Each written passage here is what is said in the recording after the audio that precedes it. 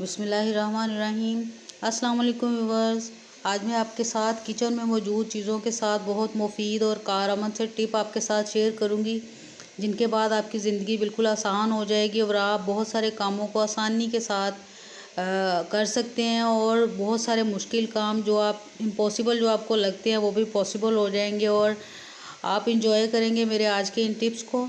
तो चलिए फिर अपने आज की इस टिप्स को आपके साथ शेयर करते हैं। बिस्मिल्लाहिर्रहमानिर्रहीम। तो सबसे पहले बस मैंने ये लेमन के छिलके ले लिए जो अक्सर हम फेंक देते हैं, लेकिन आज की वीडियो के बाद आप बिल्कुल नहीं फेंकेंगे। तो ये आप देख रहे हैं ये साबुत लीमू भी है, लेकिन वो हम बिल्कुल नहीं छेड़ेंगे। जो एक्स्ट्रा हम अक्सर कूड़े में फेंक देते हैं वो वाले मैंने लीमू के छिलके ले लिए हैं। और इसके साथ बहुत ज़बरदस्त हम स्टेन रिमूवर बनाएंगे, जो कि हम बाज़ार से अगर ख़रीदें तो काफ़ी महंगा ख़रीदते हैं, लेकिन आज मैं आपको बताऊंगी कि किस तरह हम इनको यूज़ कर सकते हैं। बहुत ज़बरदस्त सी रेमेडी बनाएंगे इनके साथ। तो सबसे पहले बस इन छिलकों को मैंने अपने फ्राइंग पैन में डाल दिया है, चूल्हे के ऊपर रख लिया है और अब इसके अंदर 1 गिलास में पानी ऐड कर लूँगी और इनको हम उबलने के लिए छोड़ देंगे। थोड़ा सा हिला लेंगे और इनको 5-6 मिनट के लिए पहले हम बॉईल करेंगे। और जो ही थोड़ा सा उबाल इनके अंदर आने लगा है तो अब बस इसके अंदर मैं थोड़ा सा ये वाइट विनेगर अमूमन हर घर में होता है, इसके 2-3 टेबलस्पून इसके अंदर मैं डाल दूँगी और साथ ही 1 टीस्पून भर के इसके अंदर मैंने बेकिंग पाउडर डाल दिया है। और इसको डालने के बाद थोड़ी सी झाग बनेगी, लेकिन आपने बस हिलाते जाना है, इसके अंदर कोई लम्ब नहीं पड़ेंगे। और ये देख रहे हैं आपके वो अच्छी तरह से घुल गया। तो अब इसको पर ढक्कन लगा के मज़ीद इसको 10-12 मिनट के लिए हम पका लेंगे। और आप देख रहे हैं कि अच्छी तरह से जो लीमू के छिलके ये फूल गए हैं, कि इसका मतलब है कि इसके अंदर से अच्छी तरह से जो इनका जो थोड़ा बहुत भी रस बच गया था तो वो बाहर निकल आया है। तो अब बस इसको उतार के हम चूल्हे से नीचे उतार लेंगे और थोड़ा सा ठंडा होने देंगे। और जो ही थोड़ा सा ये ठंडा हो जाए तो अब बस इसको मैं अपने ग्लास के अंदर स्टेन कर लूँगी। इस तरह से चाय वाली जो छलनी होती है उसके साथ इसको हम छान लेंगे।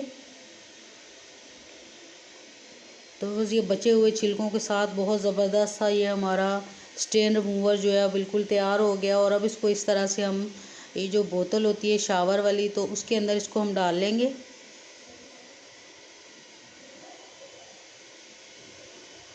तो आप देख रहे हैं कि इसमें कुछ भी हमने ऐसा ऐड नहीं किया जो हमें बाज़ार से या बाहर से लाना पड़े, और ये ज़बरदस्त सा हमारा स्टेन रिमूवर तैयार हो गया। इसके साथ आप बहुत सारी चीज़ों में आप इसको यूज़ कर सकते हैं। अगर आपके कैबिन थोड़े से मैले कुचैले हो गए तो आप उनको साफ़ कर सकते हैं। शीशा अगर आपका गंदा है तो आप उसको साफ़ कर सकते हैं।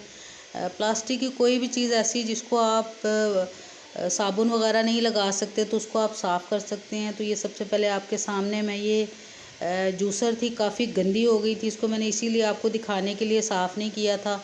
थोड़ा सा इसके ऊपर ये स्प्रे करने के बाद आप देख रहे हैं कि इस तरह ब्रश की मदद से इसको साफ़ करेंगे तो ये बग़ैर कोई झाग लगाए, बग़ैर साबुन के, बग़ैर किसी भी और नुकसानदेह मटेरियल के, ये आप देख रहे हैं कि आपके सामने कितना अच्छे से हमारी ये जो मशीन है ये साफ़ हो जाएगी। अभी मैं आपको इसको कपड़े से साफ़ करके भी दिखाती हूँ। और आप देख रहे हैं कि कितनी ये पुरानी और गंदी मशीन हमारी मिनटों में साफ़ हो गई है। और इसी तरह व्यूअर्स, जिन चीज़ों को आप पानी के साथ साफ़ नहीं कर सकते तो उनके ऊपर अगर ये आप ये स्प्रे करके उसको साफ़ करेंगे तो आसानी के साथ आप उसको साफ़ कर पाएंगे। और ये देख सकते हैं आप पहले ये कैसी थी और अब इसको साफ़ करने के बाद ये कितना ज़बरदस्त सा आया है। उम्मीद है कि ये टिप आपको बहुत अच्छी लगेगी। तो दूसरी टिप के लिए बस ये एक बोतल मैंने ले लिया। अमूमन घर में बची होती हैं, जब हम कोल्ड ड्रिंक पीते हैं तो इनको अक्सर कूड़े में फेंक देते हैं। और इसको मैंने सबसे पहले धो लिया, अच्छी तरह से साफ़ कर लिया और अब एक छुरी गर्म करके तो इसको दरमियान में से इस तरह हम कट लगा लेंगे।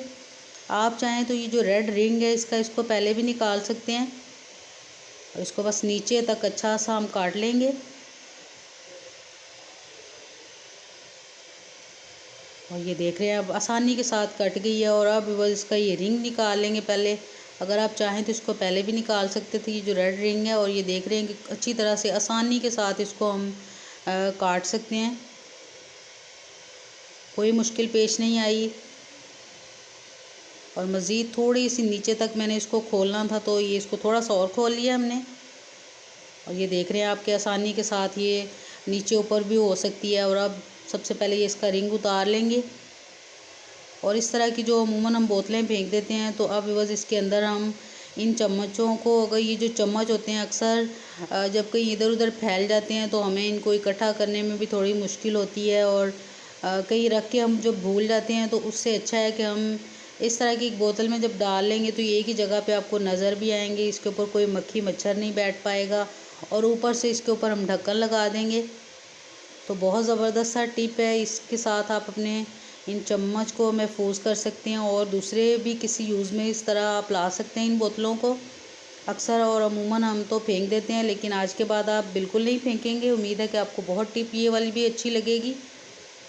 तो आप दूसरी तरफ इसी तरह की ये दूसरी बोतल है, उसके अंदर भी हम इस तरह से भी चमचों, जो बड़े वाले चम्मच है उनको भी हम इस तरह से महफूज कर सकते हैं।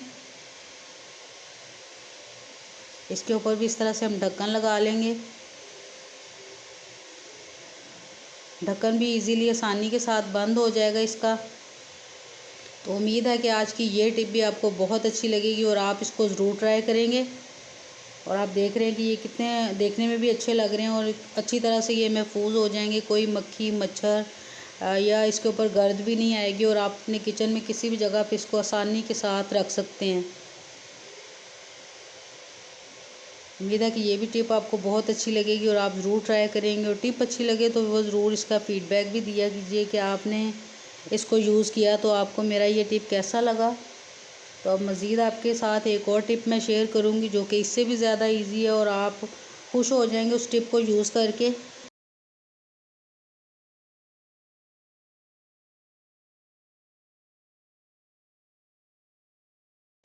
और इस टिप में बस मैं आपको बताऊंगी कि अगर आप मटरों का सीज़न है और बहुत ज़्यादा मटर छीलना चाहते हैं तो इसको फटाफट और जल्दी जल्दी आप किस तरह से छील सकते हैं।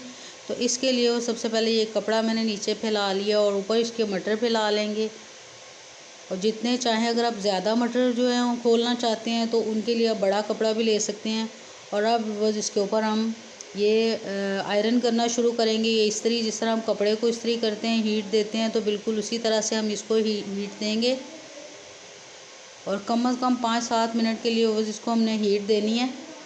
इससे क्या होगा कि मटर हमारे बहुत आसानी के साथ नरम पड़ जाएंगे और फिर हम उनको जल्दी जल्दी खोल पाएंगे। और इस तरीके से आप अगर मटरों को फ्रीज़ करना चाहते हैं लेकिन आपको छीलने में काफ़ी दिक्कत आती है, तो आप इस तरह से छीलिएगा तो आप खुद हैरान रह जाएंगे कि ये फटाफट और जल्दी जल्दी से ढेर सारे मटर हम इस तरह से निकाल सकते हैं।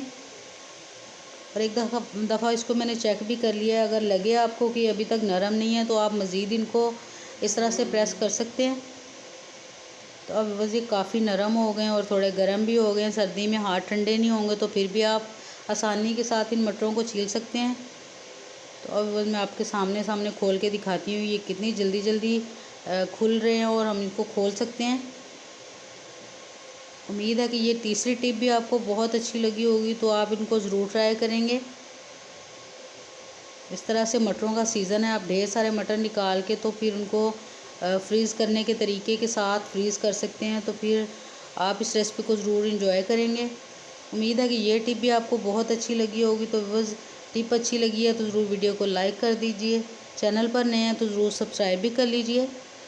तो फिर मिलेंगे व्यूवर्स इंशाल्लाह ताला बहुत जल्द इसी तरह की न्यू टिप्स के साथ, नई रेसिपीज़ और रेमेडीज़ के साथ। तब तक के लिए अल्लाह हाफिज़।